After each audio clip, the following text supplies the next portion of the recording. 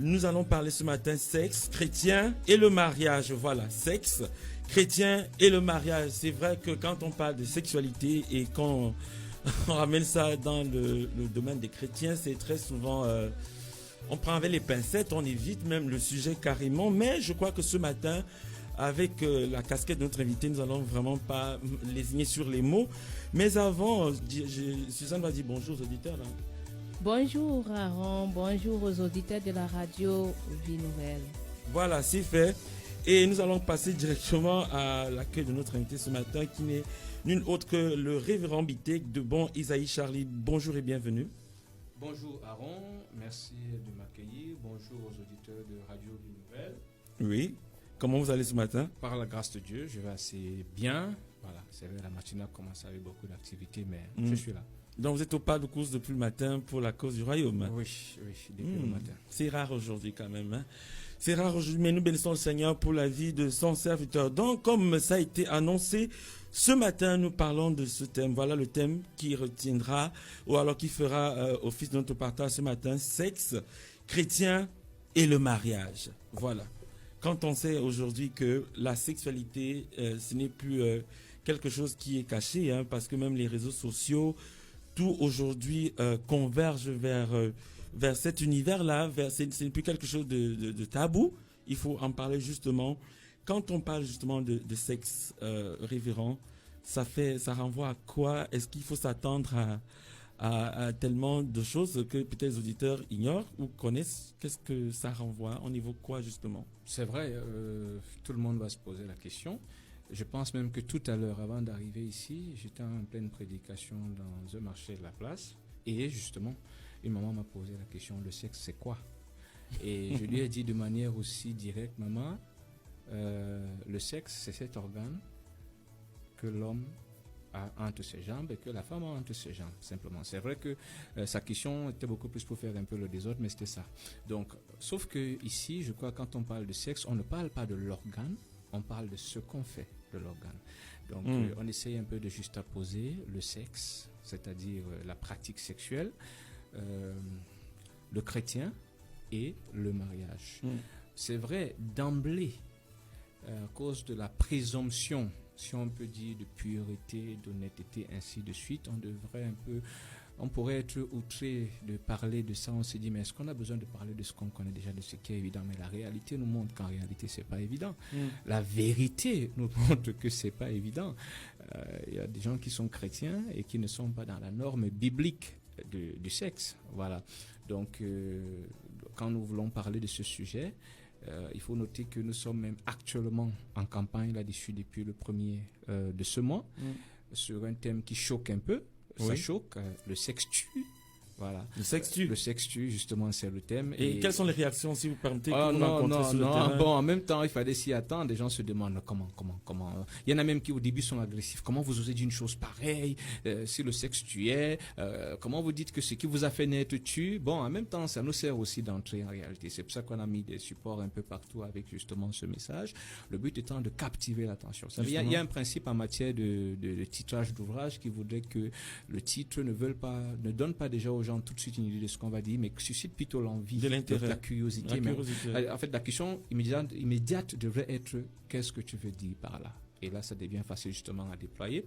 Donc, c'est vrai aussi que on s'attend à ce que ces questions soient plus abordées hors de l'Église, mais il faudrait qu'elles soient abordées dans l'Église. Parce que je crois que dans l'Église aujourd'hui, nous avons des filles mères dans nos églises, c'est-à-dire que c'est pas que les filles mères viennent à l'église, c'est que mère célibataire, autant pour moi aussi, c'est-à-dire qu'elle est arrivée dans l'église, c'est dans l'église qu'elle a conçu et qu'elle n'est pas mariée. Nous avons des personnes qui ont été dévirgées dans l'église, des garçons comme des filles, c'est-à-dire que étant devenus chrétiens, donc du coup aujourd'hui je souhaite vraiment avec vous qu'on essaye d'aller un peu plus loin et je voudrais d'entrée de jeu qu'il s'agisse, et toujours dans l'église aujourd'hui, nous avons des pratiques sexuelles entre des leaders et leurs fidèles et inversement, et puis même entre... Donc ça va dans tous les sens. Oui. Nous sommes dans une société en hypersexualisation et l'église ne semble pas en marge de ce problème. De toutes les façons, là où il y a les hommes sont les vecteurs. C'est par eux que les choses passent. Ceux qui laissent bien sûr que ça passe par eux. Donc tant qu'il y a les hommes dans l'église, hommes avec grand H,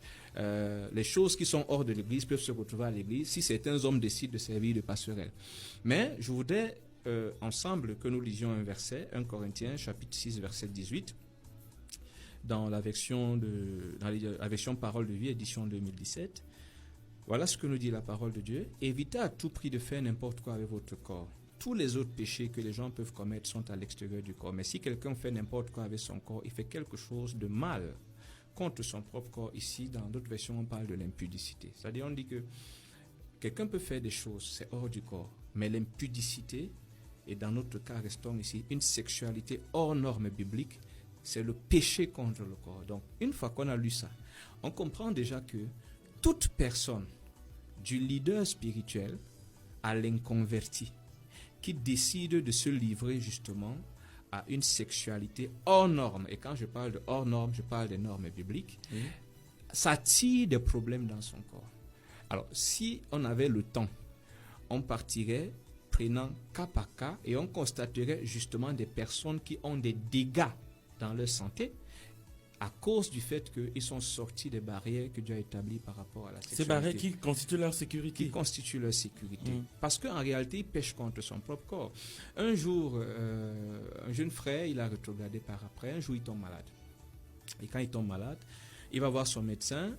Le médecin de famille, c'était une famille assez aisée. Et quand il vient nous faire le rapport, ça nous surprend tous. Quand le médecin l'examine, le médecin nous dit mon petit, il faut que tu arrêtes ce que tu fais. Le médecin dit quoi? Il dit que arrête avec les femmes. Il demande au médecin comment. Il dit non, en fait, quand je vois tes rapports, quand je regarde ce que je constate là, je constate que tu es en hyperactivité sexuelle. Et c'est donc là qu'il nous avoue. En réalité, en une journée, il pouvait se retrouver en train de recevoir 3 ou 4 filles et il nous explique comment il faisait. Pendant qu'une est dans la chambre, l'autre appelle à l'entrée du quartier. Il trouve un prétexte, il sort avec celle-ci, il passe par une autre route et il reçoit l'autre. Ça, c'est lui qui nous raconte. Après tout ce qui s'est... On avait des maquis qui étaient tout le temps fatigués, qui étaient tout le temps malades, ainsi de suite. Donc, on se rend compte que son hyperactivité sexuelle a commencé à abîmer sa santé. On a des jeunes aujourd'hui qui sont très vieux.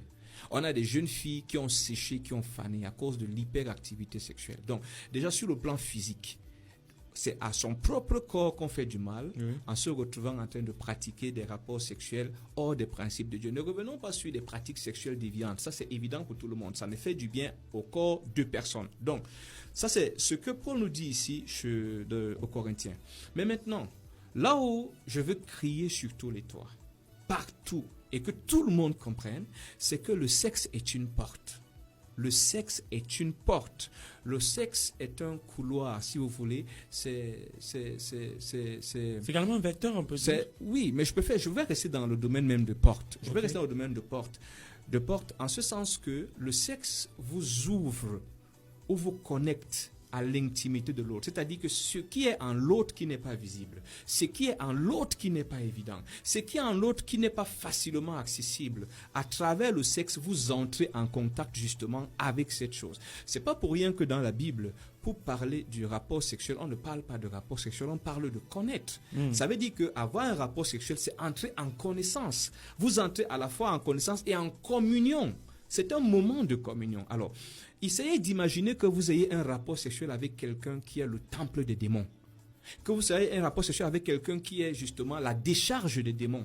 C'est-à-dire qu'on vient, à travers des couches de nuit, on décharge des choses. C'est celui que toute sa famille décide de décharger les échecs et la poisse. Vous venez justement communier avec ça. Vous entrez en contact avec ça. Vous vous retrouvez... Vous ressourcez d'une certaine façon. Oui, mais déjà même, il faut comprendre qu'il faut déjà qu'il y ait ce contact. Ce contact va favoriser le transfert des virus. Oui. Un jour, pendant que nous étions en train de prêcher, nous faisions une prédication de rue là-dessus. Mon fils m'accompagnait. À la fin, il me pose la question, il me dit, mais papa, si le sexe permet le transfert des mauvaises choses vers une autre personne, ça veut dire qu'il peut permettre le transfert des bonnes choses. Je lui dis, je vais te parler dans le langage que tu comprends le mieux, l'informatique. Quand tu prends une clé USB, je peux me tromper, il y a des informaticiens peut-être qui nous écoutent ce matin. Quand tu prends une clé USB et que tu connectes à un ordinateur, il y a de la musique dans cet ordinateur qui t'intègre. Cette musique n'entre pas automatiquement dans la clé USB. Non, il faudrait que tu fasses un effort pour télécharger, pour charger la musique. Mais si tu prends une clé, tu connectes dans un ordinateur virusé, le virus n'attend pas ta permission. Il passe. Il passe directement. Évidemment. Tu constates que cette clé USB est virusée. Tu n'as pas demandé au virus d'entrer. Le virus est entré parce qu'il a été en contact. C'est comme ça qu'il faudrait comprendre ça. C'est généralement ce qui est négatif qui a envie de migrer. Parce que sa vocation, c'est justement détruire. Sa vocation, c'est phagocyter, c'est consommer, c'est dérober, c'est dévorer ce qui se passe de l'autre côté. Donc, or, nous sommes dans un environnement où, même dans l'église, vous ne connaissez pas, je préfère le dire, le statut spirituel. Je n'ai pas dit le statut spirituel enfant de Dieu ou pas.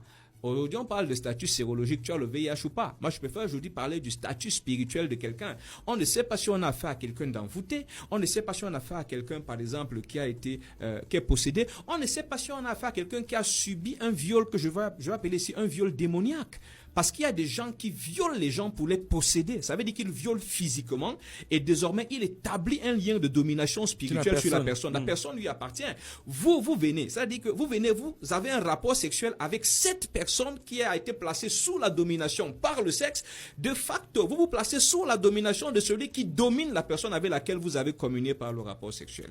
Voilà comment beaucoup se sont retrouvés en train d'embrasser des problèmes qui n'étaient pas les leurs. Donc, le sexe est une porte qui vous ouvre l'univers de l'autre. S'il y a dans l'univers de l'autre un certain nombre de forces qui opèrent et qui ont exercé certains décrets.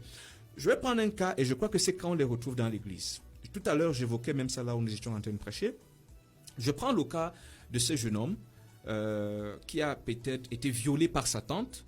C'est-à-dire que je vais citer plusieurs cas, mais le fait sera le même, ou qui a régulièrement subi des couches de nuit, ou quelqu'un lui dit tu m'appartiens, tu n'appartiendras à personne, ou tout simplement ce jeune homme à qui des choses ont été faites et on a dit toi en réalité tu ne prospéreras pas, tu ne vas jamais devenir quelqu'un d'important, tout ce que tu vas faire échoue. Ça c'est ce jeune homme là.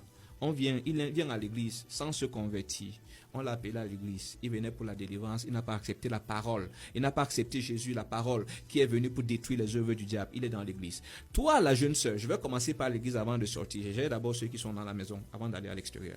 Toi, la jeune sœur qui le trouve si mignon, il y a même peut-être des prophéties qui annoncent qu'il a de grandes choses, parce que c'est le cas. Moi, je connais des jeunes filles aujourd'hui qui sont retrouvées dans ces histoires-là. Donc, il y a des prophéties qui annoncent qu'il sera grand, ainsi de suite. Tu t'en vas coucher avec lui. Ou bien, tu commences même un projet avec lui. Quand tu commences un projet avec lui, toi, entre-temps, ta vie était tranquille. Hein? Jusque-là, tu es quelqu'un qui entreprend et qui réussit. Et te voilà donc qui décide de lancer un business. Le nom du business, c'est Mon futur mariage avec Jean-Claude. Jean-Claude qui est bien sûr le frère en question. Bon, il n'y a pas de Jean-Claude sur le plateau. Et voilà. Maintenant, un jour, Jean-Claude dit, tu sais, comme tu es déjà ma femme par la foi, on est déjà unis en esprit, on n'attend pas, on peut déjà consommer, vous consommez. Et voilà que subitement, 1 ou 2 mois plus tard, tu commences à constater que toi qui étais une jeune fille qui prospérait, tu commences à échouer, tu ne prospères plus. Le problème, c'est lequel? On a déclaré dans la vie de Jean-Claude qu'il ne va jamais être grand. Et on fait tout pour que ça aille dans ce sens. Maintenant, toi, tu entres dans la vie de Jean-Claude pour l'aider à devenir grand. Jusque-là, tu es à l'extérieur, ça ne pose pas trop de problème. Mais tu établis le contact par le rapport sexuel qui permet maintenant que et tu es déjà par rapport à ton Dieu en situation de désobéissance, même si les gens prêchent autre chose, parce que ce n'est pas encore ton mari, tu ne dois pas coucher avec. Donc, déjà, tu es en situation de désobéissance, tu rentres en contact avec ceux qui dominent la vie de Jean-Claude et tu leur donnes le droit. Parce qu'il faut comprendre, c'est pour ça que vous allez remarquer qu'il y a des délivrances où le démon dit c'est lui qui est venu. Ou alors, je n'ai pas demandé, on m'a donné. Le plus souvent, c'est ça. Ça veut dire que c'est toi qui es allé prendre. Tu es allé donner à cette entité, à cette loi, à ces forces qui opèrent dans la vie de Jean-Claude le droit de venir désormais travailler dans ta vie. Maintenant, cette situation existe en dehors. Un jour, je reçois une jeune dame qui vient pour des problèmes spirituels qu'elle avait. Et pendant que je l'écoute, une très belle jeune fille, entre autres, elle profite pour nous parler des phénomènes qu'elle a. Elle a l'impression qu'il y a des présences à côté d'elle. Elle a parfois des couches de nuit, ainsi de suite. Et je l'écoute et puis je ressens fortement dans mon esprit qu'elle a un mari spirituel. Je lui dis, écoute, tu as un mari spirituel dans ta vie, tel que tu me décris les choses là. Le conseil que je te donne, c'est que vraiment tu suspends tout rapport sexuel tant que tu n'as pas réglé ce problème. Ça permet de mettre les gens, tout le monde à l'abri. Elle n'écoute pas, comme c'est le cas de certains qui nous écoutent certainement ce matin. Et je lui fais mon deuxième conseil, je lui dis, il faudrait que tu assistes aux études bibliques parce que tu as besoin de la parole de Dieu. La puissance qui peut renverser cette loi, cette présence dans ta vie, c'est la parole de Dieu. C'est la seule qui peut opérer comme un poison qui va mettre mal à l'aise ces choses pour qu'elles partent. Or, il faut donc que tu assistes aux études bibliques, que tu écoutes la parole, que tu t'ouvres à la parole de Dieu. Il dit qu'elle n'a pas le temps, son programme de boulot ne le lui permet pas. Soit on laisse. Je suis surpris quelques semaines plus tard qu'elle appelle et puis elle demande, pasteur, est-ce que je peux passer? Je lui dis, mais tu m'avais dit que ton programme de travail ne permet pas. Elle dit, vraiment, est-ce que je peux passer? Mon épouse était là. Je lui dis, mais voici ta personne qui n'avait jamais le temps qui appelle. Mon épouse dit, écoute là, peut-être qu'elle a un problème. Je dis, ok, il n'y a pas de problème, passe. Elle vient, elle avait un cabas et elle était apeurée. On aurait dit qu'elle a croisé 10 lions en route. Elle s'assoit, quel est le problème? Elle me dit, mon copain vient de m'humilier au quartier, il s'en est fallu de peu, il m'aurait frappé. Je dis, pourquoi? Il dit qu'il est arrivé, d'abord il a commencé à m'insulter. Il dit qu'il a remarqué que ses affaires ne vont pas bien, il est allé quelque part, et là-bas, on lui a dit que c'est un rapport avec la fille avec laquelle il est, et il dit que la seule fille avec laquelle il est, c'est moi. Donc il est arrivé, il a commencé à me dire, tu es méchante, comment tu sais que tu as de tels problèmes, tu ne me dis pas? Je dois l'avouer, je l'avoue partout où je compte cette histoire. J'ai dit à la jeune fille, honnêtement, j'aurais souhaité qu'il te gifle. Comme ça, tu aurais compris. Oui, parce qu'en réalité, je lui avais parlé. La gifle du réveil, peut-être. Oui, justement, parce que cette gifle lui aurait rappelé qu'on ne joue pas avec certaines choses. Peut-être qu'elle m'écoute, donc il fallait que je raconte l'histoire intégralement. C'était ça mon souhait, je le lui ai dit. Voilà, donc c'est quand le garçon lui raconte ça qu'elle se souvient du conseil que je lui avais donné. Maintenant, il faut revenir, c'était une belle jeune fille, c'est pas écrit sur le front. Donc le pauvre garçon ne pouvait même pas imaginer. Mais là, la fille savait qu'elle avait un problème, parce qu'il y en a qui ne savent pas. Donc, vous savez pertinemment, il y a des gens qui savent. Il y a des femmes qui savent qu'elles ont régulièrement des couches de nuit. Même en Christ, elles savent qu'elles ont des phénomènes bizarres. Et elles peuvent établir une relation entre ces phénomènes bizarres et des choses qui se passent dans leur vie, mais elles ne font pas. Je compte une deuxième histoire. Ces choses dont nous parlons, nous avons dû apprendre par des cas. C'est-à-dire qu'il a fallu des situations pour constater, apprendre. Aujourd'hui, on essaye d'alerter le maximum de personnes. Alors, cette femme, cette sœur, son mari, le matin, va avoir des rapports sexuels avec elle. Elle repousse son mari. Son mari lui demande pourquoi. Elle dit à son mari que j'ai fait un constat.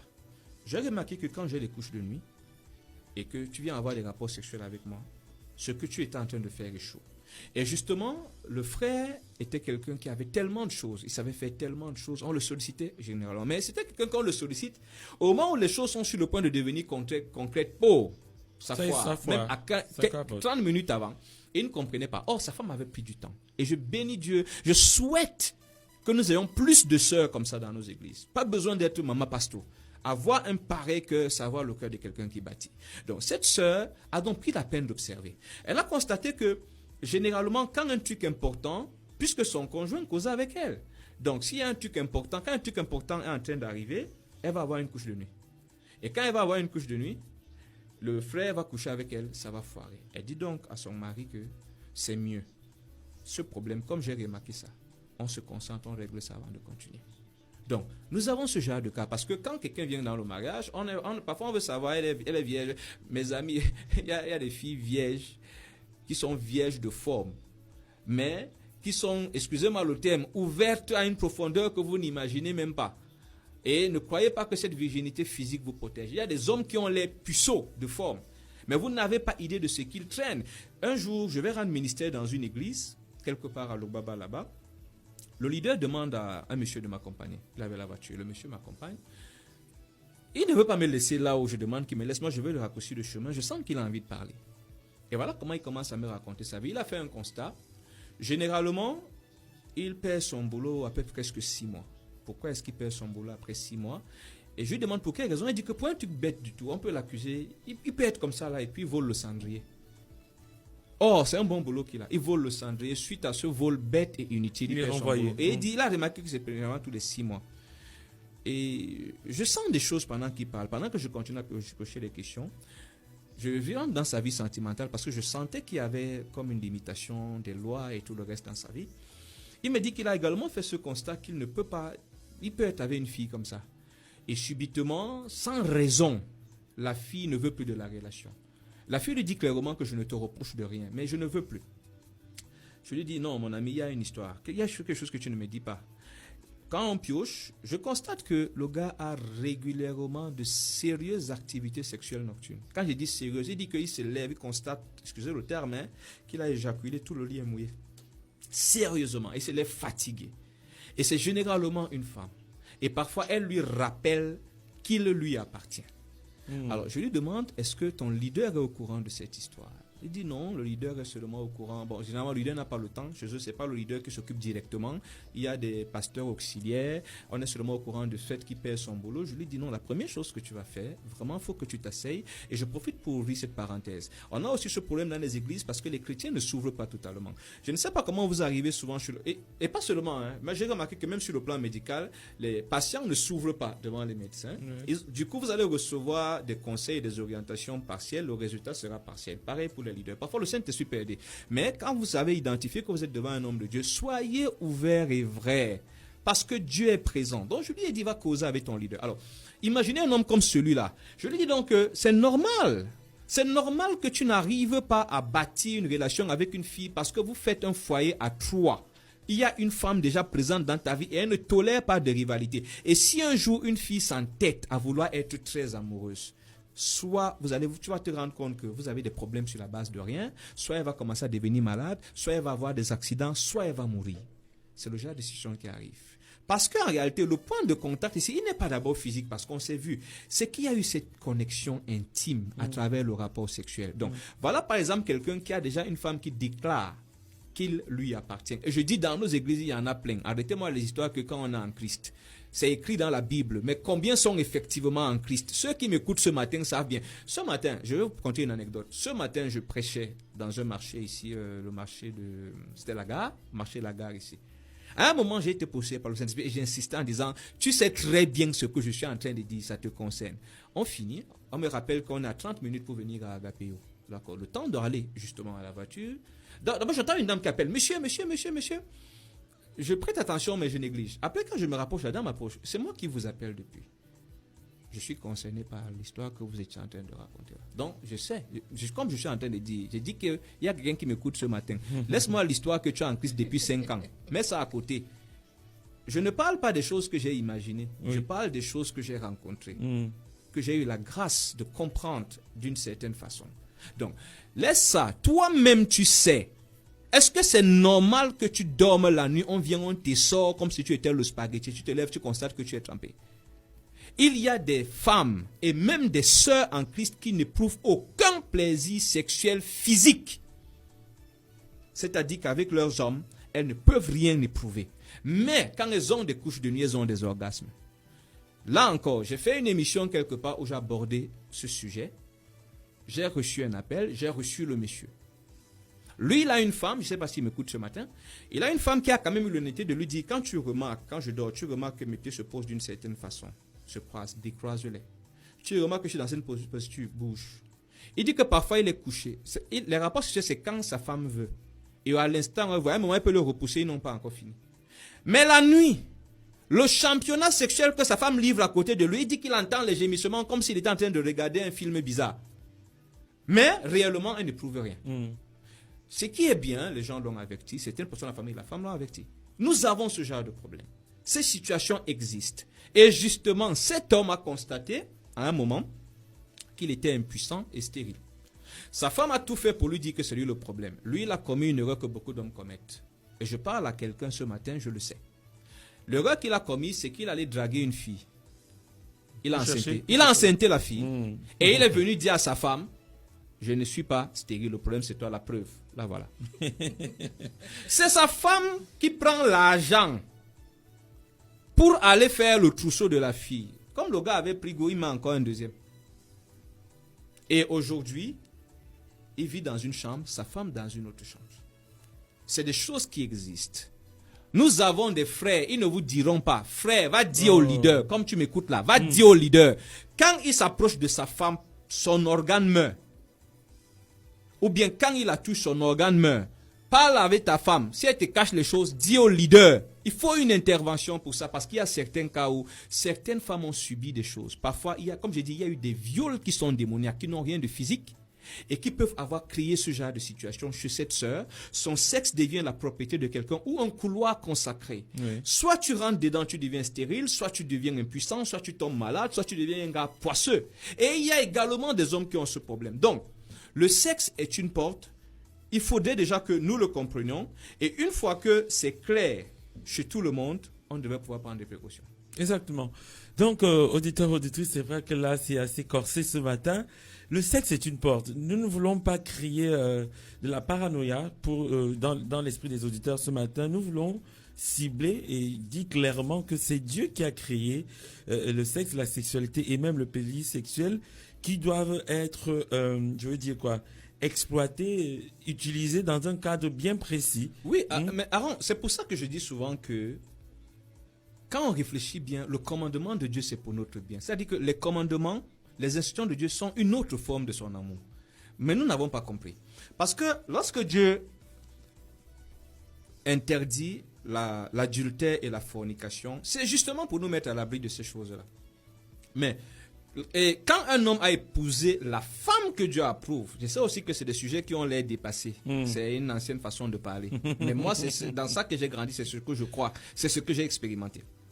Donc, quand un homme épouse une femme que Dieu approuve, il a l'abri. Comment est-ce qu'il va ramasser la malédiction qui se balade sur la jolie secrétaire, sur la jolie sœur du groupe de chant? Qu'on ne voit pas sur le visage. Qu'on ne voit pas sur le visage. Parfois, elle-même, elle ne sait pas. Oui. Il va ramasser ça comment? Il ne saura pas. Il ne va rien, il sera tranquille. Le commandement de Dieu, c'est pour notre sécurité. Qui nous met à l'abri. Oui. Et Satan, justement, a trouvé dans le sexe le moyen actuellement. J'ai dit aux gens, j'ai dit que le sexe fait plus de dégâts que l'alcool et la drogue ici chez nous. Parce que les gens vont seulement voir ce qui est visible. Je vais prendre un exemple simple. La drogue va détruire la santé de la personne, ruiner les finances de la famille jusqu'à un certain niveau. Mais est-ce que vous savez que le sexe peut condamner plusieurs générations? Oui. Plusieurs générations. Un jour, nous recevons une dame. La dame est Betty. Je suis surpris d'être poussé par le Saint-Esprit à faire cette délivrance en bassa, le bassa que je ne maîtrise pas en temps normal. Le bassa que je ne maîtrise pas, en temps normal. Et dans cette histoire de bassa, la dame ou la femme qui cale dans le corps de cette femme Betty, en réalité, s'est retrouvée en relation avec le père de la victime. Et le père de la victime l'ayant rejeté, la dame s'est juré que sa progéniture ne sera rien. Et elle a donc décidé, par le lien qu'ils avaient, d'envoûter les enfants. Et voilà comment la femme sur laquelle je priais, était sous son pouvoir. Elle a cité encore ces 2 ou 3 membres de sa famille, mais surtout celle-là parce que c'était le cœur de son père. Quand la séance finit, pendant que je pose des questions, heureusement j'avais tout filmé. Pendant que je pose la question à la femme, je discute avec elle. Je lui demande, vous parlez bassa? Non, je lui parle en bassa, elle ne répond pas. Ça m'intrigue un peu. Je lui demande, mais vous n'êtes pas bassa? Elle dit non. Vous ne comprenez pas bassa? Non. Je dis, je viens de parler bassa avec vous sur plus de 45 minutes. Elle répondait. Elle dit qu'elle ne comprend pas bassa. Je prends maintenant la vidéo, je mets la vidéo. Elle-même, elle ouvre les yeux. Et c'est là qu'elle me dit qu'elle reconnaît cette femme. C'était justement la copine de son père. Alors, ils sont nombreux comme ça. Un jour, nous recevons une dame. Je ne sais pas, j'aurais souhaité qu'elle écoute. L'une des choses qui nous aiderait, c'est que les auditeurs, en réalité, qui se reconnaissent, s'ils veulent qu'ils appellent de toutes les façons. Ça peut les aider. Ce n'est pas forcément moi qui vais les aider, mais j'encourage plusieurs. S'ils ont confiance en leur leader, vraiment, allez parler. Allez parler. Sinon, vous allez dépenser des sommes d'argent inutiles pour des problèmes qui n'ont rien à voir avec les psychologues et tout le reste. Donc, nous recevons la dame. On me signale que la dame, elle est malade et elle est enceinte. Elle est malade, elle est enceinte et elle vomit. Elle ne mange pas. Ça persiste. Un jour, elle m'écrit, elle me dit qu'elle a dit à son mari que son mari l'amène me voir. Son mari m'appelle. Je dis donc, ok, si tu sais que tel jour, tu peux être là avant 7 heures, c'est possible. Ok, le monsieur met la femme dans la voiture, ils viennent. Quand j'arrive, je la trouve affaiblie. Bon, la première chose qui monte dans mon esprit, c'est qu'on a acheté des croissants et un pot de yaourt. Ok, elle a acheté de nous qu'elle mange. Elle essaye de manger un peu, elle n'arrive pas. Je lui dis, mais on m'a dit que toi, tu ne manges pas, tu vomis. Je vais alors savoir, tu vomis quoi, puisque tu ne manges pas. Et puis, nous commençons la prière. Quand nous commençons la prière, je dis, c'est des choses que j'ai découvertes. Si on m'avait dit avant, j'aurais pas cru. J'aurais pas cru parce que à la base, j'ai toujours été très cartésien, avant la foi, même au début de la foi. Et là, ça dépassait un peu toute logique. Pendant qu'on est en train de prier pour la femme, il y a une dame qui se présente et c'est compliqué. Elle est l'une des multiples copines du monsieur. Elle nous a servi au détail toutes les saletés que le monsieur et elle font au lit. Je dis au détail, le monsieur lui-même était là apeuré. Et cette femme avait une rage. Elle voulait absolument en découdre physiquement avec le monsieur. Au point où on a dû cacher le monsieur quelque part en concernant. Cette femme, ça dit que la femme qui est venue faible était d'une force inouïe sous l'impulsion de cet autre qui parlait en elle et qui n'était personne d'autre que la copine du monsieur. Et elle explique donc, je lui demande donc, qu'est-ce qu'elle fait là? Elle explique que non, mais quand lui pas il couche avec elle, il devient coucher avec sa femme, c'est comme ça qu'ils ont fait. Et c'est eux qui disent, elle est enceinte, voilà tel nombre de mois, mais l'enfant là ne va pas sortir. On a dit que l'enfant là ne sort pas. Alors, voilà un bébé dans le ventre, qui n'a rien demandé. Il est effectivement l'enfant de son père, mais depuis le ventre, il est la cible, excusez le terme, d'un Djomba, sorcière de son père, à cause du sexe de son père qui a pris à gauche, est venu faire la connexion à droite, et ils sont passés par là. Et ce transfert. Voilà, et il y en a beaucoup. Mais on aurait même dû apprendre du VIH, non? Tu pars, tu tapes là-bas, tu ramasses, tu viens, tu déposes chez madame ici, ou bien tu prends là-bas dehors, tu viens, tu donnes à monsieur. Beaucoup de ce genre de situations se produisent. Et puis on va chercher à gauche et à droite. Il faut juste que les gens soient honnêtes. Le sexe, vous l'avez dit tout à l'heure, Dieu ne l'a pas créé pour la destruction. Oui. Le couteau n'a jamais été créé pour tuer. On a créé le couteau pour pouvoir couper les aliments. Mais c'est devenu l'arme blanche, l'arme de prédilection des agresseurs. Le tournevis, jusqu'à une époque encore très récente, le tournevis était fait pour enlever les vis. Le tournevis est devenu une arme blanche. On poignarde le tournevis. C'est ce qui s'est passé avec le sexe. Et c'est le but du diable, pervertir tout ce que Dieu a fait de bon. Tout ce que Dieu a fait de bon pour le bien de l'homme, il trouve le moyen de le banaliser d'abord, de le pervertir maintenant, de le, si on peut dire, ou je vais dire le démoniser. Il le rend désormais démoniaque. Mais, tant qu'on reste dans la parole et dans les principes de la parole, on établit une limite.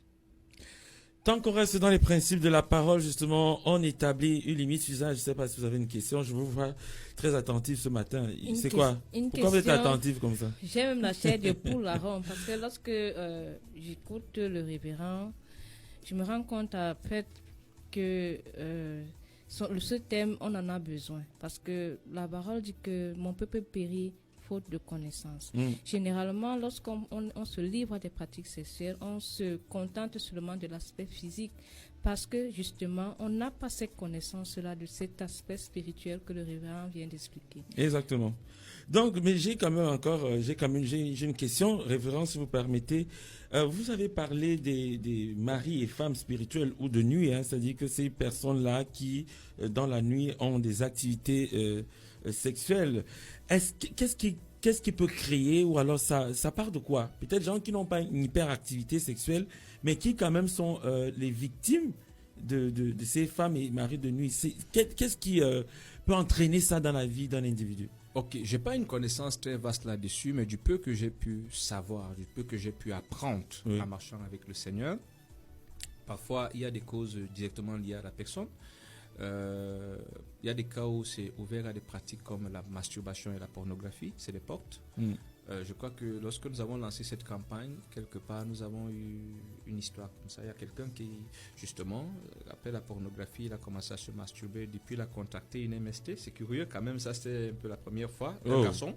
Wow. Il a contacté une MST qu'on n'arrive pas à soigner depuis 3 ans. Il m'a montré, il est venu avec son carnet, tout ce qu'on fait, on voit, on soigne, rien.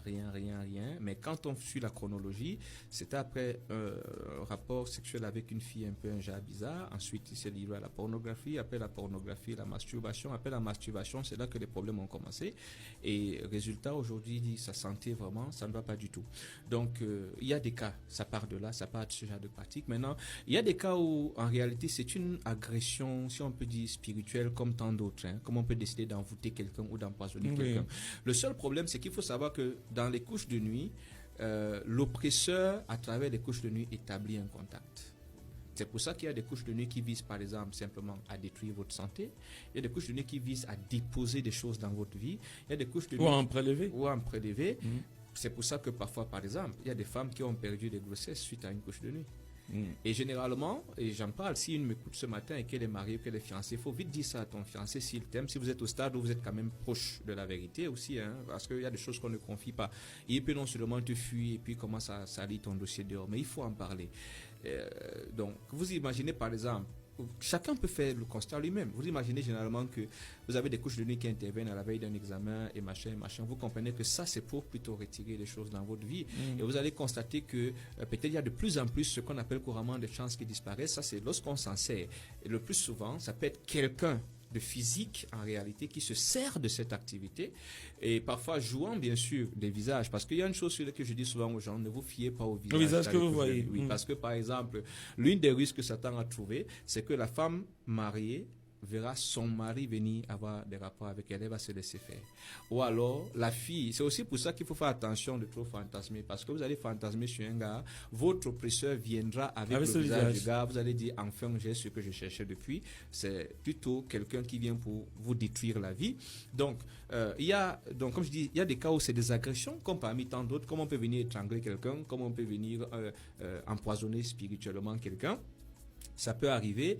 Maintenant, le plus important ici, sur lequel j'insiste souvent, c'est de pouvoir prendre conscience. Prendre conscience, en parler et chercher la solution. Et j'ai toujours dit aux gens que les lavages et les autres choses, en réalité, ne règlent pas ce problème. Et je loue Dieu parce que nous avons eu un cas après une campagne qu'on a faite quelque part où quelqu'un nous a dit, lui nous a avoué qu'il a fait des lavages partout. Il y a un deuxième qui m'a dit qu'il a marché partout.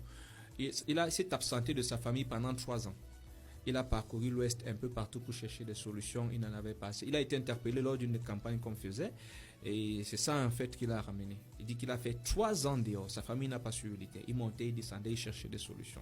Pourquoi? Parce qu'en réalité, Satan ne chasse pas Satan. Et puis dans ce monde-là, c'est hiérarchisé. Si l'entité qui opère dans votre vie est plus gradée, plus capée que le petit marabout que vous êtes allé voir, il va lui dire tais-toi vite. On a eu des cas où il y a des hommes de Dieu, où il y a des hommes des hommes d'église qui ont fui. La dame dont je vous parle, la dame qui, j'ai parlé tout à l'heure, qui était Betty et dont l'esprit Bassa parlait, pendant justement sa séance de délivrance, cet esprit se vantait d'avoir chassé un prélat. Je ne vais pas indiquer pourquoi on n'imagine pas quelle est l'église en question. Et en fait, le prélat avait été invité par cette famille pour faire une espèce de culte d'action de grâce. Il s'est amusé à faire des déclarations, ainsi de suite. Ça ne leur a pas plu. Les gars sont allés. Ils lui ont rendu une sérieuse visite. Et cet esprit disait que demandez-lui. Celui-là n'est jamais revenu, même quand il appelle, il ne vient pas. Et donc, la dame revient consciente alors, et qu'elle suit tout ça, elle dit, elle comprend. Ils n'ont jamais compris pourquoi depuis là, ils l'appellent, il ne vient pas, il n'est plus jamais revenu. Pourtant, quand il partait, il était question qu'il revienne. Voilà. Donc, si on rencontre un esprit plus fort, c'est pour ça que ce que je dis aux gens, la seule solution, c'est Jésus, parce que Jésus est le seul qui ne fléchit devant aucun esprit. Alors, vous courez à gauche. Tout à l'heure, au marché, on entendait, il y a des gens qui sont prêts à sortir de là. Mais ne leur parlez pas de Jésus. Et ils veulent que vous leur montriez des amulettes. Non, je préfère être honnête. Parce que ces amulettes-là, ça ne va pas marcher. Tout dépend de ce à quoi vous avez affaire. Pourquoi je vais me contenter d'un petit soldat quand je peux avoir le général? Quand je peux avoir celui qui commande tout le monde? La solution, c'est Jésus. Et sincèrement, Jésus. Pas l'Église. Jésus. Sincèrement, Jésus. Pas l'église. Beaucoup sont en train de courir. Quand ils vont écouter ça, ils vont courir dans les églises. C'est pour ça que dans le dépliant qu'on a mis, on n'a pas mis le nom d'une église. On n'a pas mis le nom d'une église. Parce qu'il faut que les gens comprennent que ce n'est pas vers une église qu'on court. C'est Jésus qu'on cherche. Maintenant, on a certes besoin d'un homme qui va nous orienter vers Jésus. Mais on doit comprendre que c'est Jésus qu'on cherche. Et une fois qu'on est allé vers Jésus, c'est Jésus qui a dit, venez, nous avons fait fatiguer. Il n'a pas dit que allez dans l'église, allez là où me loue et vous trouverez du repos. Venez à moi. Exactement. Venez à moi, vous trouverez du repos. Voilà. Donc c'est à lui. C'est pour ça que même le serviteur de Dieu qui reçoit quelqu'un, doit pouvoir lui dire, écoute, Jésus peut. Mais voilà comment ça se passe avec Jésus. Donc, mais il ne faut pas lui dire que, c'est les marabouts qui disent, non, c'est un petit problème. Vous savez, j'ai déjà reçu 50 cas comme ça, je suis 50, il y a 40 qui ont été guéris. Non, 0. Non, j'ai déjà reçu des cas comme ça et ce que j'ai souvent fait, c'est simple, c'est que je leur parle de Jésus. Voilà ce que je leur dis. Donc, si vous également vous ouvrez ce message-là, le même Jésus peut faire. Donc, c'est un peu comme si je suis le secrétaire de quelqu'un, le secrétaire du boss. Quand on arrive et dit que oui, le boss peut, mon boss peut, pas que je peux. Les gens doivent comprendre, il y a une solution, mais la solution, c'est Jésus. Amen. Et il faut parler. Il faut parler. Bien-aimé, il faut parler. Toi qui m'écoutes, il faut parler, ne cache pas. Maintenant, je suis d'accord avec toi. Il ne faut pas parler à n'importe qui. Est-ce que vous savez qu'il y a des gens, des femmes, c'est surtout ces femmes qui ont des rapports sexuels permanents en journée en marchant? Non, je ne sais pas. Maintenant, je vous le dis, il y en a qui peuvent se reconnaître. Elle marche à journée, elle a l'impression, excusez-moi, hein, qu'il y a quelque chose qui rentre dans son intimité régulièrement et elle ressent les effets. Elle ressent les effets. Donc, il y a des possessions qui vont jusqu'à ce niveau-là. Mais il faut qu'elle en parle. Alors, imaginez un sexe aussi occupé. Vous prenez le vôtre, vous partez mettre dedans. Vous voulez sortir avec quoi? Voilà, c'est noté ce matin. Vraiment, nous essayons, avec vous, auditeurs, auditrices, nous allons ouvrir l'antenne tout à l'heure pour d'éventuels messages et partages. Mais ce que je voudrais vous dire ce matin, c'est que tout ce que Dieu a créé, c'est pour que l'on s'épanouisse. Dieu n'a pas créé ces choses-là pour nous piéger par la suite, ou alors que ce soit des éléments de frustration, de contrariété. Non, ce n'est pas dans le projet de Dieu. Dans le projet de Dieu, tout ce qui était bon était pour que l'homme en jouisse, en fait, qu'il jouisse de toutes ces belles choses qu'il a créées. Nous allons ouvrir directement le micro, directement vers vous, auditeurs, auditrices, pour avoir justement vos témoignages, vos questions et vos avis.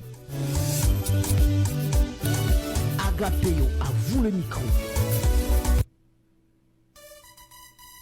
Voilà, le micro est désormais tendu vers vous, auditeurs, auditrices, pour les appels 690 52 45 66, 690 52 45 66, 679 40 42 42, 679 40 42 42 pour les appels uniquement, SMS et WhatsApp 699 04 05 13, SMS et WhatsApp 699 04 05 13. Si vous avez des questions, si vous avez des préoccupations, vous pouvez justement appeler par ces différents numéros. Oui, révérend.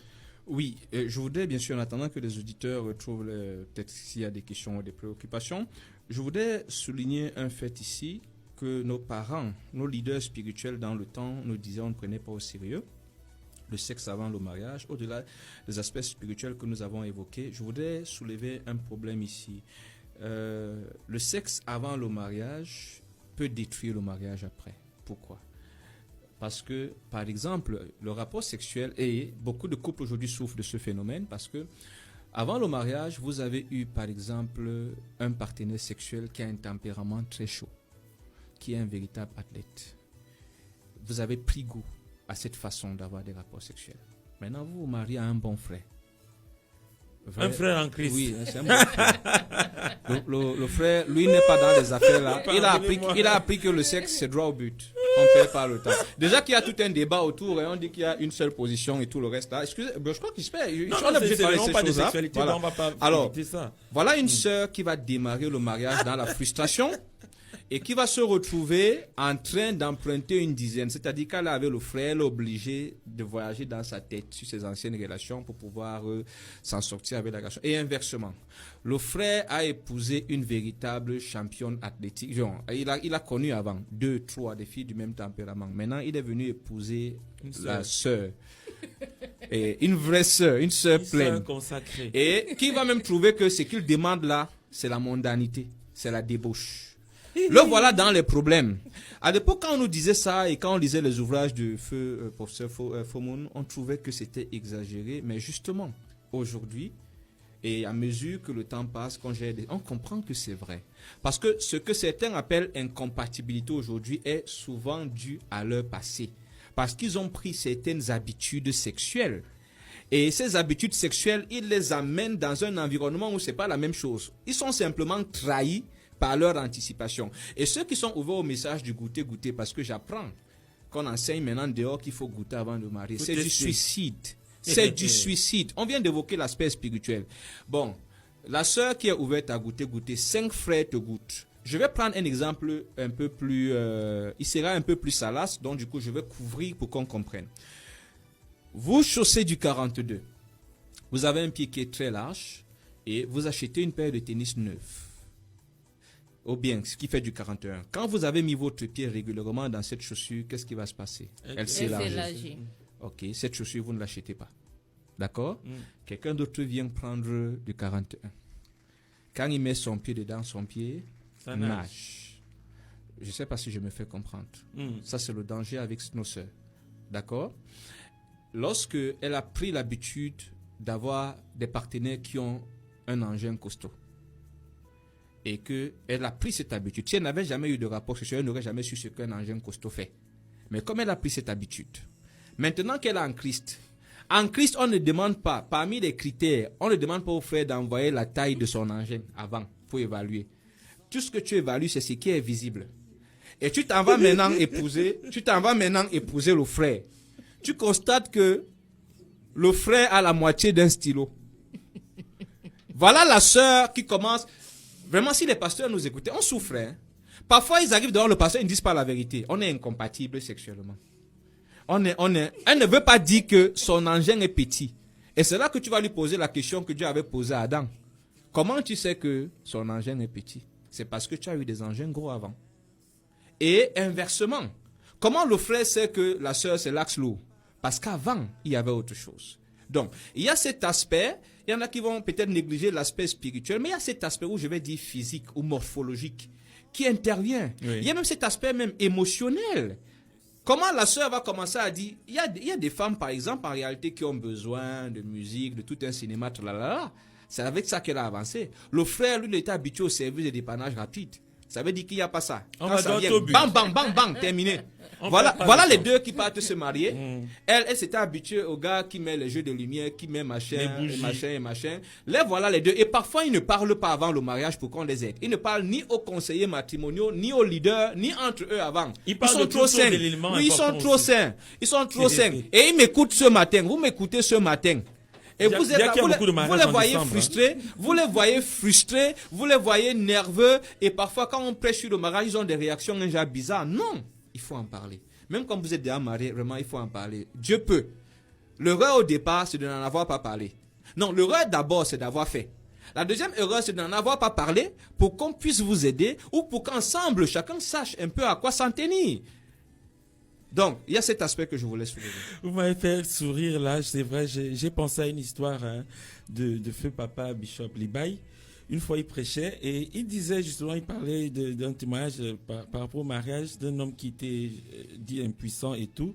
Mais lors de la bénédiction du mariage, là, quand il met les gens à genoux, il prie pour tout ça. Puis quand on se lève, on constate des choses bizarres. En fait, en pleine cérémonie, là. Il a une élection. Voilà. Donc, le frère, des choses pas possibles avaient été dites sur lui et tout.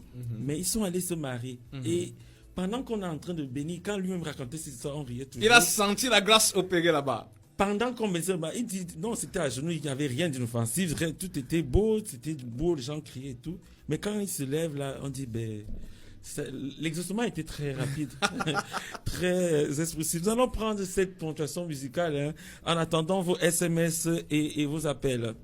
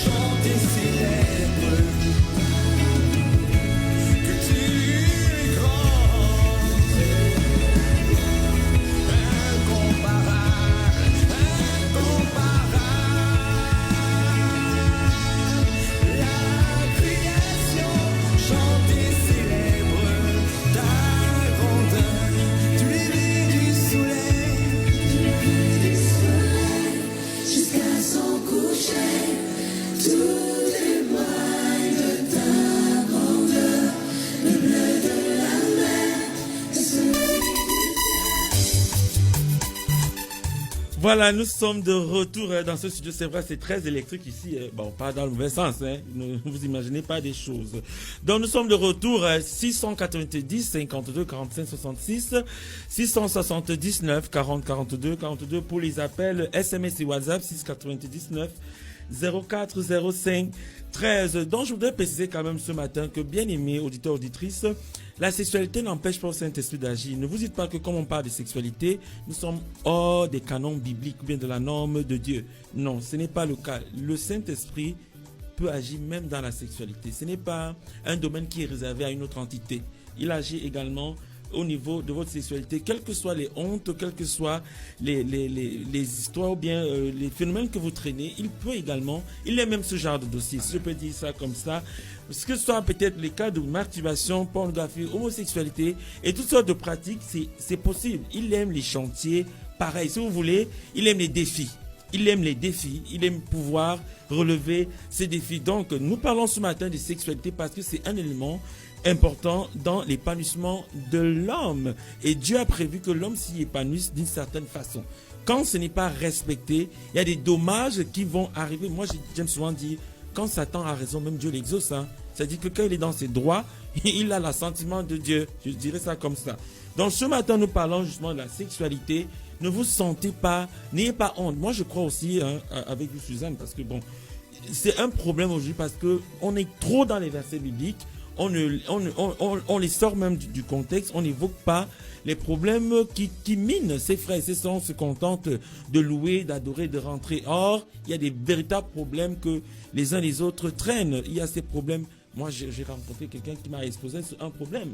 C'est-à-dire qu'il est marié, mais il a un problème d'homosexualité. C'est-à-dire que c'est les hommes qui l'attirent, bien qu'étant mariés avec des enfants. C'est-à-dire c'est des cas qu'on rencontre. On n'évoque pas ça. Je suis désolé de le dire. Les frères n'aident pas. Nous n'aidons pas quand on montre qu'on est trop saint. La sainteté, c'est pas pour les saints. La sainteté, c'est pour appeler ceux qui sont sales, ceux qui sont malades. C'est pour ça la sainteté. On reconnaît l'efficacité d'un détergent quand il a lavé un vêtement très sale. C'est là. Ce n'est pas quand il a lavé un vêtement déjà propre. Donc, il y a des choses à évoquer. Et aujourd'hui encore, nous ne manifestons pas l'amour parce que nous avons des exigences. Nos stéréotypes d'enfants de Dieu, nos exigences en nous ne sont pas forcément celles de Dieu. Aidons les frères, aidons les sœurs à sortir de là. Parce qu'aujourd'hui, ce n'est pas facile de s'ouvrir. C'est-à-dire des gens vivent des crises, des traumatismes, comme j'ai entendu tout à l'heure, dans leur coin en secret, Parce qu'il n'y a pas de cadre où s'exprimer. Et même quand il y aurait un cadre, c'est avec quelle attitude? C'est dans quel esprit? De quelle manière? Vous tuez, nous tuons des gens en les culpabilisant davantage, en les rendant davantage malades. On ne peut pas culpabiliser un malade. Si quelqu'un a des problèmes d'ordre sexuel, vous n'allez pas le culpabiliser, le rejeter. Je suis désolé de le dire devant vous aujourd'hui, même dans le cas de l'Église, ce n'est pas possible. Jésus n'a pas été attiré par la sainteté de l'homme. Jésus n'a pas été attiré par la sainteté de l'homme. Ce qui a attiré Jésus vers nous, c'était le péché. Je vais le dire comme ça.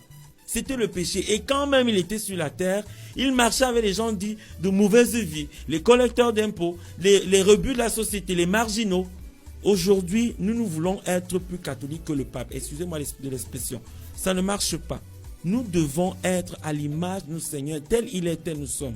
Et c'est un Dieu compatissant qui est à l'écoute permanente de ceux-là qui sont en souffrance. Il y a des gens qui vivent dans la masturbation. Il est dans la chorale. Il est musicien. Il est frère. Il exhorte. Mais la masturbation le tape. Il va dire à qui? Parce qu'il a, je ne sais pas s'il veut dire la peur. Il va dire ça à qui? L'homosexualité, aujourd'hui, c'est des gens à brûler. J'ai souvent entendu les chrétiens le dire. C'est des gens à brûler, à torturer et tout. Ils vont aller vers qui? Il faut même, pendant que vous en parlez, nous avons dans nos communautés, quand on parle d'homosexualité, on va peut-être beaucoup plus le côté des hommes, mais nous avons dans nos communautés des sœurs qui se sentent attirées par d'autres sœurs. Généralement, la question que je pose pour aider, et que je pose à la sœur, aux sœurs qui m'écoutent ce matin, qu'est-ce que tu ressens quand tu vois les seins d'une sœur, quand tu vois une sœur en Christ nue, quand tu vois les fesses d'une sœur?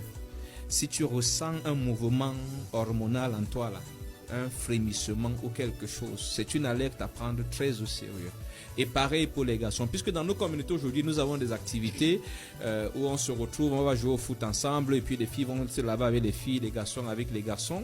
Écoutez, l'honnêteté commence par un peu le fait de prêter attention à votre corps. Votre corps vous donne des informations. Ces informations doivent vous interpeller. Et c'est pour ça aussi, dommage que beaucoup d'églises ne pratiquent pas le système d'encadreur spirituel ou faiseur de disciples ou conseiller. C'est-à-dire qu'en réalité, tout le monde n'est pas obligé de voir le pasteur. Mais on suppose que le pasteur a des disciples affermis qui à leur tour peuvent s'occuper d'autres personnes. Ce système-là devrait permettre que l'église grandisse de manière harmonieuse. Ça fait que chaque brebis est bien suivi. Mais quand tout le monde converge vers le pasteur, c'est là qu'on a des gens qui ont 2 ans dans la foi, ils savent pas ce que c'est que méditer la Bible. Revenons donc. Quand vous avez constaté que vous avez ces alertes-là, allez parler à votre encadreur spirituel. Dites-lui que j'ai vécu une situation. J'étais avec la sœur Grégorine. Et quand j'ai vu ses seins, je ne sais pas, tout en moi a commencé à faire bizarre. Et certains parmi vous savent, par exemple, qu'elles font des rêves où elles se voient en garçon. Elles se voient en garçon, pourtant elles sont des filles. C'est des éléments à prendre très au sérieux. C'est des éléments à prendre très au sérieux. Au-delà du caractère parfois qui peut révéler quelque chose. L'homosexualité, c'est pas simplement quand vous avez déjà commencé à draguer les filles ou tout le reste. C'est déjà à partir de ces indicateurs. Ces indicateurs-là, chacun peut y travailler, homme comme femme. Comment tu te sens quand tu regardes les lèvres d'une sœur? Est-ce que vous savez que nous avons dans nos communautés les oh ma sœur tu es jolie là qui n'ont pas le même sens? Qui n'ont pas le parfum qu'on croit là. Oui, il y a les ma sœur tu es jolie là qui ont une tactique de drague. Mais écoutez, c'est tout à fait normal. Hein? L'évangélisation, c'est un filet. Dans le filet, on attrape tout genre de poissons. Donc, il y a des lesbiennes en puissance, des homosexuels actifs qui vont venir à l'église. Certains seront convertis, d'autres seront des Simons de Cyrène, des Simons justement dans la communauté. Alors, maintenant, ils vont vous aborder. Alors, ils vont pas vous aborder ouvertement. Imaginez une sœur qui est lesbienne. Elle sait qu'elle est lesbienne. Autrefois, elle était lesbienne. Elle a faibli. Ses pulsions-là se sont réveillées. Vous pensez que qu'est-ce qui va se passer? Elle dit, oh, ma sœur, tu es jolie. Pendant qu'elle te caresse la joue, là, simplement. C'est aussi pour ça que j'insiste souvent sur la sensibilité spirituelle. Parce que, justement, la relation avec le Saint-Esprit nous permet justement de ressentir la toxicité d'un geste, d'une parole, d'un cadeau, d'une démonstration d'affection et de tendresse apparemment bien. C'est-à-dire que derrière cette caresse apparemment saine, par l'Esprit de Dieu, tu peux ressentir le caractère démoniaque ou toxique et réagir. C'est ça aussi la vie de l'Esprit. C'est pas seulement pour qu'on parle en langue ou qu'on ait des visions et des songes. C'est aussi nous alerter sur le caractère toxique des choses qu'on nous donne d'un présent. Ma soeur, je voudrais qu'on sorte entre filles. Il y a les entre filles là qui n'ont rien à voir avec entre filles. C'est que j'ai envie de bien te regarder. Il y en a même qui se masturbent parce qu'elle t'a vu. Si tu nous écoutes ce matin, vraiment, il faut que tu en parles. Justement, Jésus est venu, comme disait le présentateur tout à l'heure. Jésus vient parce qu'il sait qu'on a besoin de lui. C'est pour ça qu'il est venu vers toi. C'est pour ça qu'il t'a appelé. C'est seulement toi qui lui as ouvert une partie de ta vie. Tu as caché l'autre. Donne à Jésus du travail. Ne cache pas. La partie que tu as donnée, il a travaillé. Donne aussi l'autre partie. Amen. Ouvre ça. Amen. Ouvre ça. Dis-lui que Jésus, il y a beaucoup de choses que tu as travaillé. Ça, je n'avais pas encore ouvert. Cet aspect également, je vais te l'ouvrir. Exactement. Et il faut en parler. Nous pensons, je vais prêter cette excuse, alors accorder du crédit à ces autres auditeurs et auditrices qui auraient peut-être de la peine à parler de certaines choses ouvertement. Mais le contact reste le même pour tout problème éventuel.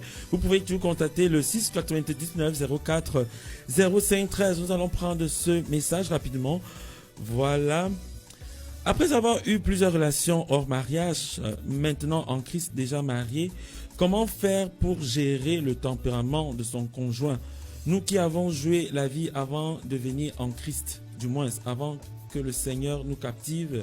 Après l'enseignement de ce jour, est-ce possible de trouver un conjoint qui pourra aller au même rythme sexuel que nous? C'est vrai, il y a plusieurs questions. Puisque on ne se connaît pas avant le mariage, est-ce que dans le mariage, les positions de toutes sortes pendant les rapports sexuels sont permises? Marie de Bédi. Je vais diviser la question en 3. Première question, pour celle qui a dit qu'elle a connu, maintenant elle est dans le mariage. Parce qu'il ne faut pas les mélanger. Je suis dans le mariage et puis comment trouver un conjoint? Là, on a l'impression que ce n'est pas la même personne. Mais revenons à la première. Est-ce que c'est possible, une fois qu'on a été là, la question est de savoir, est-ce qu'on a pris la peine de parler de son passé sexuel à son conjoint? Ça, c'est la question que je poserai à Marie. C'est pour ça que si vous remarquez dans le développement, j'ai beaucoup insisté sur le fait de parler. De communiquer. Voilà, de communiquer. Permettez à quelqu'un de savoir ce qu'il achète. Il n'a pas besoin de goûter. Permettez à la personne de vous aimer malgré tout. De dire que je suis conscient de tout ça. Que la personne ne soit pas surprise avant. Alors, Marie, est-ce que avant de vous marier avec ce frère ou cette personne-là, est-ce que vous lui avez parlé? Sinon, c'est déjà l'occasion de lui parler. C'est l'occasion de lui parler. Écoutez, il y a une chose, on en parlait tout à l'heure en off ici. Il y a beaucoup de couples qui vivent où on vit ouvertement l'infidélité. C'est-à-dire que pendant le rapport sexuel, on n'est pas là. On est physiquement avec le conjoint, mais en pensée, on est avec le champion du lit, ou la championne des positions grenouille, position cancrela et tout le reste là. Et ça pose un problème. Parce que voilà un foyer où parfois vous allez inviter les démons dans votre couple. Parce que le rapport sexuel est un moment d'intimité. Vous créez des infiltrations pendant ce moment d'intimité. Or, c'est plus facile, c'est une astuce que je vais donner aux gens. C'est plus facile de dire à votre conjoint, simplement, parlez-lui ouvertement de votre sensibilité ou de vos besoins en matière de sexe. Par exemple, causez, essayez de vous accorder là-dessus. Peut-être l'autre en face ne sait pas s'y prendre, peut-être vous souhaitez des caresses que l'autre ne sait pas pratiquer. Montrez-lui, puisque de toutes les façons, vous êtes embarqué dans un voyage.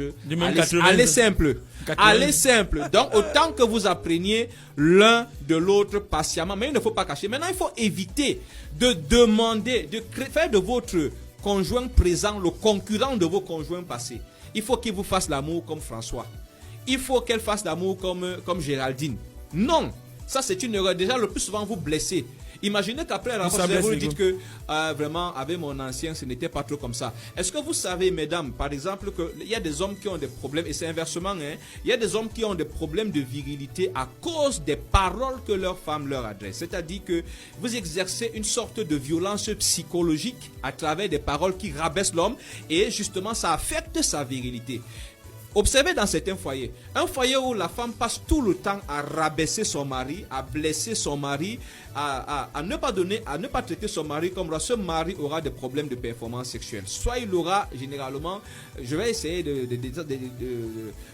développer, soit il aura des problèmes d'érection, soit il aura une érection molle, soit il aura un problème d'éjaculation précoce. Mais généralement, ça c'est peut-être d'infidélité aussi. Oui, mais avant l'infidélité, parce que justement, c'est quand ça persiste qu'il a envie d'aller faire ailleurs. Parce qu'en fait, il ne se sent pas suffisamment homme.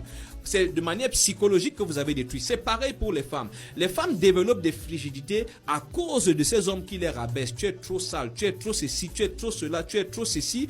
Donc, également, ça va jouer. Bon, j'ai répondu et je suis allé un peu plus loin. La deuxième question de Marie de Bédi, c'était quoi? Nous qui avons joué la vie avant de venir en Christ, du moins, avant que le Seigneur nous captive après l'enseignement de ce jour. Est-ce qu'il est possible? Oui, vous pouvez. On l'a dit tout à l'heure, Jésus vous connaît. Jésus sait peut-être que vous étiez la championne de 90 minutes. Il le sait. Le problème est de savoir est-ce que effectivement Jésus règne dans votre vie. Avez-vous effectivement accepté Jésus? Je n'ai pas dit avez-vous effectivement adhéré à l'église. Parce que justement, qu'est-ce que Jésus fait? Jésus nous recrée, on dit on est une nouvelle créature. Vous pourriez être surprise de constater que vous n'avez plus la même libido, le même appétit sexuel. Et Jésus connaît ce qui vous convient.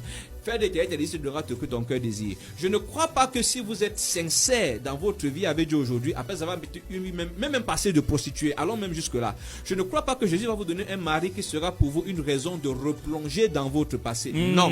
Soyez sincère avec Jésus et Jésus qui vous connaît vous donnera ce qui vous rendra heureux. Jésus ne vous donnera pas forcément un gars qui est hyper baraqué en bas. Il ne vous donnera pas forcément le gars qui pourra faire ce que l'autre faisait. Il va vous donner le gars qui va vous rendre heureux. Amen. La troisième question, c'était laquelle? Est-ce que dans le mariage, les positions de toutes sortes pendant un rapport sexuel sont permises? Vraiment, si je dis que je vais répondre à ça, c'est que c'est très compliqué. C'est que c'est très compliqué parce que... Mais c'est une question qui tarote quand même les esprits des uns et des autres. Hein. C'est pour ça que moi, je vais toujours revenir. En réalité, ce que nous sommes au fond de nous définit comment nous faisons les choses. Quelqu'un qui de nature est par exemple respectueux des gens, quand il va arriver dans un environnement, ne fera pas n'importe quoi. Donc tout va de la nature profonde de chacun, premièrement. Ça, c'est la première chose. Maintenant, nous savons qu'il y a des pratiques sexuelles. Moi, je me serais attendu à ça. Je frappe tout de suite en disant que les pratiques comme la sodomie, il faut tout de suite arrêter ça. Parce qu'en réalité, Dieu a créé chaque endroit pour un but bien précis. L'autre là, ce n'était pas pour ça. Donc, maintenant, quant aux différentes positions, je ne vais pas m'amuser à les donner. Pourquoi? Parce que de raisonnement à raisonnement. Comment vous voulez qu'une femme, par exemple, qui a, ou alors un homme, voilà, supposons, un homme qui a une maladie qui permet qu'il ne soit pas allongé, il fera l'amour avec sa femme comment? Il fera l'amour avec sa femme assise. D'accord? Ça rentre dans des positions sexuelles non conventionnelles, si on peut le dire comme ça. Donc, si on entre dans ce débat, ça va devenir un peu compliqué. Je ne rentrerai pas là, mais je crois que si les gens ont déjà une bonne relation avec Dieu et une bonne communion entre eux, ils trouveront ce qui convient à l'épanouissement de leur couple sans pour autant exposer leur foi à des choses compliquées. Voilà, je crois que nous avons répondu là à Marie. Si vous avez des questions, n'hésitez pas. Hein. Je sais, quand on parle de sexualité, très souvent on a beaucoup d'imagination. L'imagination est très fertile, mais le cadre est donné. Il faut vous exprimer. Vous pouvez toujours le faire, même après l'antenne. Nous sommes disposés et nous voulons continuer à répondre à vos questions. Nous allons rapidement prendre cette info du jour, hein, si vous permettez. Nous allons prendre cette info du jour. Je crois que ça peut être le cadre, hein, bien indiqué aussi, pour parler des choses qu'on ne peut pas parler peut-être à l'antenne. Il s'agit de la retraite spirituelle des disciples 2022-2023, du 30-12-2022 à 16h au 1er janvier 2023 à 12h. La participation est de 12 000 francs, c'est-à-dire le transport, l'hébergement et la nutrition inclus. Voilà, ce sera d'intenses moments de prière, enseignement, temps d'entretien individuel. Vous allez peut-être évoquer ce genre de problème si vous les avez.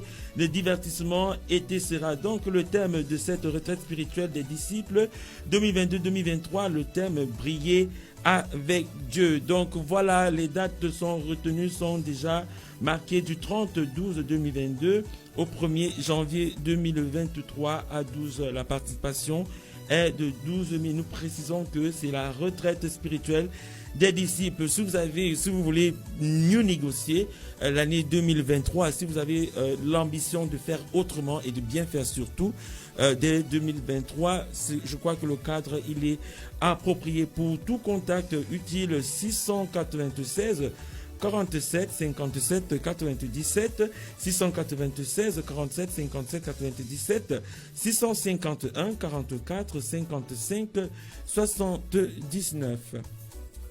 Oui, révérend. Oui, si vous permettez, en quelques minutes, je voudrais soulever un autre problème qui opère beaucoup. Là, je vais m'adresser aux victimes de viol, que ce soit les hommes, que ce soit les femmes. Il est très important, si vous avez été victime de viol, que vous puissiez en parler également, parce qu'il y a des viols qui sont simplement physiques, c'est-à-dire que c'est arrivé, quelqu'un n'a pas géré sa libido. Même ce viol simplement physique laisse des séquelles. Je profite pour parler aux frères. Mon frère, parfois, la sœur que tu as épousée sans la connaître avant, au début, te repousse ou elle est violente, pas forcément parce qu'elle ne t'aime pas ou parce qu'elle a un mari spirituel. Peut-être qu'elle a été victime de viol et ça a laissé ce traumatisme qui n'a pas été traité. C'est pour ça que quand tu l'approches d'une certaine façon ou quand tu veux la toucher d'une certaine façon, elle réagit avec violence. Donc, si ma soeur, tu as été victime de viol et que ton mari avec lequel tu n'as jamais été au courant, s'il te plaît, trouve le courage, tu en parles. Si tu crains, parle peut-être au leader qui pourra vous faire asseoir pour que vous puissiez parler. Maintenant, parce que au-delà du viol physique, aux effets psychologiques et tout le reste, il y a, comme je disais, ce viol spirituel. Il y a des gens qui font des viols de possession. Ils te violent pour te posséder. Ils te violent pour te dompter spirituellement. Ils te violent pour prendre quelque chose dans ta vie. Il faut en parler. Il faut en parler parce que ça permet d'identifier le point de départ du fait qu'aujourd'hui tu mènes une vie, tu es comme quelqu'un qui a été vidé de sa substance ou que tu as un foyer dans lequel tu n'arrives pas à être heureux ou le fait que tu as régulièrement des couches de nuit. Donc, ceux qui ont été victimes de viol, je parle des hommes et des femmes parce qu'il y a des hommes qui ont été violés. Il y a des hommes qui ont été violés par des aînés et surtout, vraiment, si vous avez été violé par quelqu'un de plus âgé que vous, il faut en parler. Trouvez quelqu'un, parlez ouvertement. Si vous n'avez personne, essayez de contacter Agapeo. Oui. On trouvera comment est-ce qu'on peut disposer du temps pour vous écouter ou pour vous orienter. Voilà. Ça, c'est le point que je pense que là, on aura pensé à tout le monde. On aura pensé au viol, on aura pensé aux célibataires, on aura pensé aux mariés. Voilà. Je crois qu'on a fait le tour. Chacun aura eu ce qui va lui permettre de décider désormais. Ça, c'est ce qui me plaît. Voilà, nous sommes pratiquement au terme de cette édition. Ça a été un plaisir d'être en votre compagnie, révérend, et merci déjà pour ce thème qui a été abordé. Donc, la clé sera, sauf si Suzanne a quelque chose à ajouter. J'ai été très bénie ce matin. Ouais. Et je dis merci au révérend et j'encourage vraiment les bien-aimés à vraiment prendre tout ce qui a été dit ce matin très au sérieux parce que ce sont les choses qui arrivent. Ce sont les choses qui nous tuent beaucoup parce qu'on a honte d'en parler et c'est l'occasion, la main est tendue ce matin pour pouvoir en parler. Voilà, Dieu n'a pas créé le sexe pour qu'il nous tue, donc ce n'est pas pour ça que ça a été créé. J'ai été content d'être avec vous à ce micro de présentation.